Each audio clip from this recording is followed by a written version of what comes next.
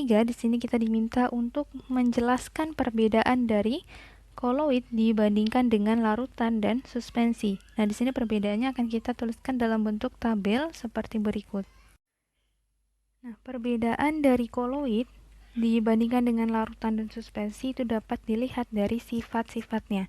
Selain dari pengertian, ini perbedaan dapat dilihat dari sifat setiap larutan ini. Yang pertama, dari fasenya. Untuk koloid dia terdiri dari 2 fase.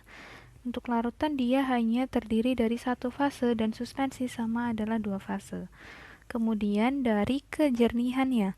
Untuk sistem koloid atau koloid dia keruh atau sampai dengan jernih, keruh jernih. Jadi di antara keruh dan jernih. Sedangkan untuk larutan dia jernih dan untuk suspensi dia keruh. Lalu untuk koloid dia bersifat heterogen, tetapi terlihat homogen. Hal ini karena dia terdiri dari 2 fase. Kemudian ukuran dari partikel, diameter partikelnya dia hampir mendekati seperti larutan sejati sehingga di sini dia terlihat homogen. Nah, larutan sejati dia bersifat homogen atau dia hanya terdiri dari 1 fase, sedangkan untuk suspensi dia bersifat heterogen karena terdiri dari 2 fase. Kemudian untuk penyaringan di sini dapat dilihat pada koloid dia dapat disaring dengan penyaring ultra, ya. Jadi dia agak sedikit sulit untuk disaring tetapi bisa disaring. Sedangkan untuk larutan karena dia bersifat homogen, maka dia akan sulit untuk disaring atau tidak dapat disaring karena di sini sudah menjadi satu larutan homogen, ya, di mana zat terlarutnya sudah tercampur secara merata di dalam larutan.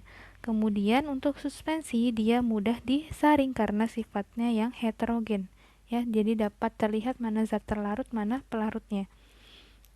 Dan dapat dipisahkan dengan secara mekanik, boleh dengan bantuan alat ataupun secara manual. Kemudian proses pengendapan pada koloid dia sukar mengendap. Nah, jadi fase zat terlarutnya dia biasanya tidak mengendap, tetapi dia tersebar, ya, secara merata di dalam larutan. Kemudian untuk larutan dia tidak dapat mengendap karena zat terlarutnya sudah larut atau sudah tercampur sempurna di dalam pelarut.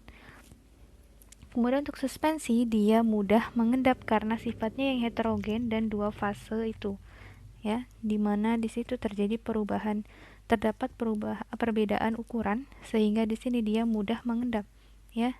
Massa yang lebih besar dia akan mengendap ke bawah. Kemudian ukuran diameter partikelnya juga berbeda. Ini terbalik. Untuk di sini ukuran diameter dari sistem koloid adalah antara 1 nanometer sampai dengan 100 nanometer, sedangkan untuk larutan dia di bawah dari koloid, yaitu di bawah 1 nanometer, sedangkan untuk suspensi dia di atas koloid atau ukurannya lebih besar dari koloid, yaitu di atas 100 nanometer. Ini adalah perbedaan koloid dibandingkan dengan larutan dan suspensi.